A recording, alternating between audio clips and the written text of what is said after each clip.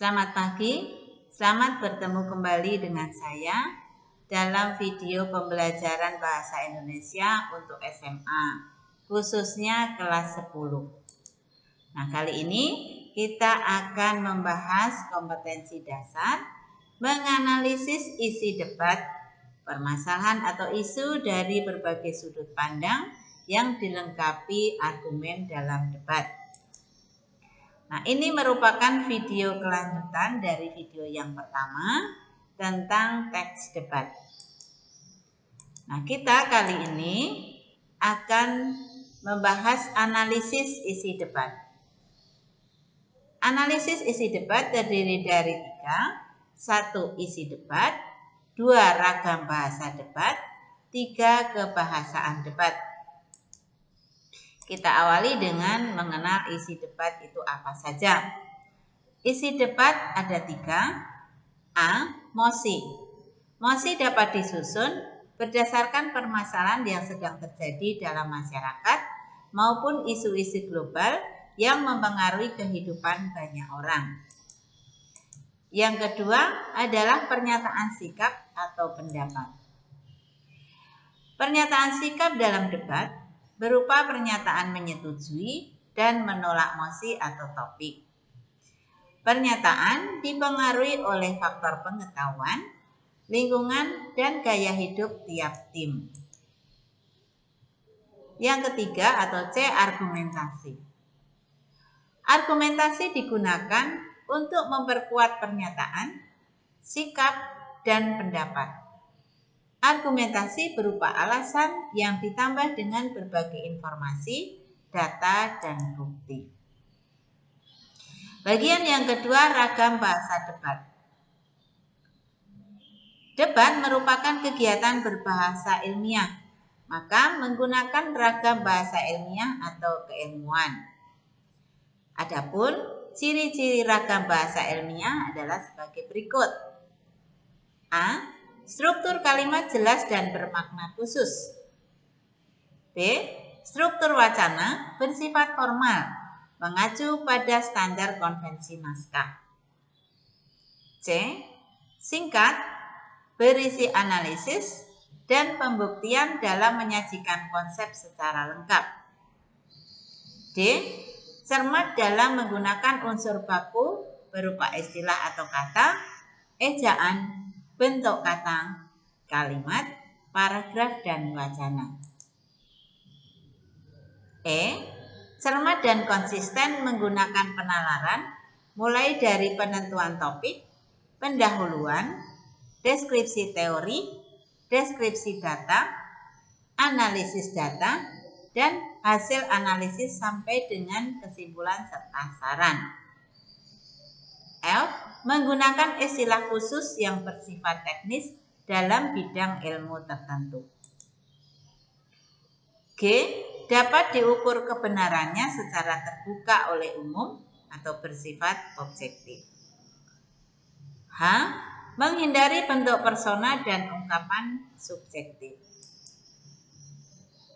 Bagian ketiga, kebahasaan debat. Menggunakan konjungsi antar kalimat yang diletakkan pada awal kalimat. Dalam debat, kita sering menemukan konjungsi jadi yang menyatakan kesimpulan dan konjungsi oleh karena itu yang menyatakan akibat. Berikutnya bagian E adalah praktik debat. Yang pertama, susunan mosi. Mosi dapat dirumuskan dari permasalahan yang sedang hangat atau berkembang dalam masyarakat. Bagaimana langkah-langkah merumuskan mosi debat? A. Pilihlah mosi debat yang seimbang. Nah, mosi debat yang seimbang dapat menimbulkan pro dan kontra. Dan mosi debat yang seimbang juga membuat debat menjadi menarik. B. Pilihlah mosi yang menarik. C. Fokuslah pada suatu peristiwa atau kondisi, jadi tidak boleh terlalu luas. D. Berilah solusi untuk mosi yang Anda ajukan. Ya.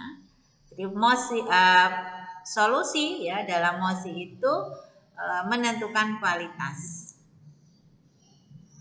Pilihlah mosi debat yang layak ya, dan juga pantas. Ya. Nah, berikutnya prinsip debat. Ada beberapa prinsip debat.